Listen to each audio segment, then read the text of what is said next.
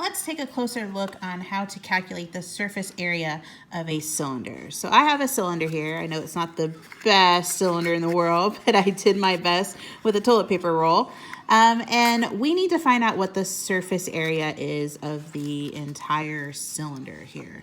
Now remember, the surface area accounts for all parts of the shape. So we have to count for the top here and the bottom here, as well as all the way around. And let's go ahead, if I was to like flatten this out, remember if we wanted to flatten out a 3D shape, we would have a net. So let's look at the net of this cylinder. Let's go ahead and flatten out the top and the bottom, okay? So if you notice, I know it's not a perfect circle, but I have a circle here and a circle here. And let's go ahead and flatten out the height part of our cylinder here. Go ahead and do that. There we go. So when you look at it, we basically have a rectangle and two circles that we are trying to find the area for in order to get the entire area of the cylinder. So let's go ahead and use that information to plug in what the area, the formula for the area of a cylinder. So for the area of the cylinder, we're going to have 2 pi r squared. Now remember, we're going to have 2 pi r squared because we have two circles that we're going to have to account for in the surface area here. Then we're also going to have to add whatever the height portion is of our cylinder. So the part that flattened out to be a rectangle, we have to count what that is going to be.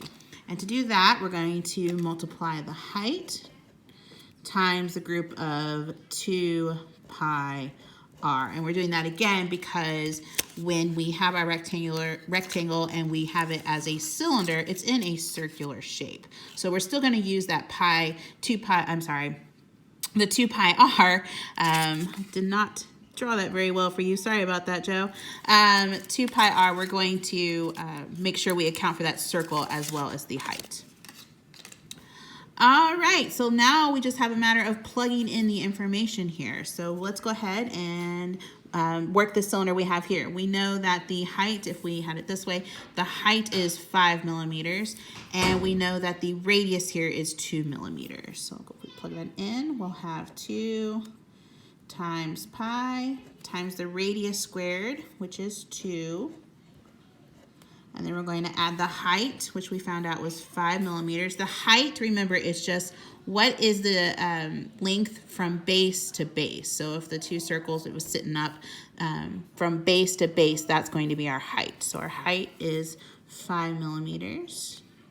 And we're going to multiply that by 2 times pi times, again, the radius.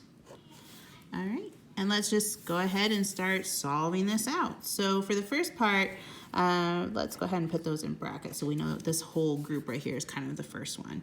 We have 2 times pi times 2 squared, which is essentially 2 times pi times 4, because 2 to the second power, 2 squared, gives us 4. So let's go ahead like we've done before and leave pi as the symbol and calculate it last. So we're just going to keep leaving that pi in there. So let's go ahead and have 2 times 4, which is going to give us 8. So we're going to have 8 pi. And then let's do this next part here. We're going to have 5 times 2 times pi times 2. Well, we have to do what's in the parentheses first. And again, we're going to keep pi and calculate that last. So just keep pi attached to whatever you have here. So we have 2 times 2, which is 4.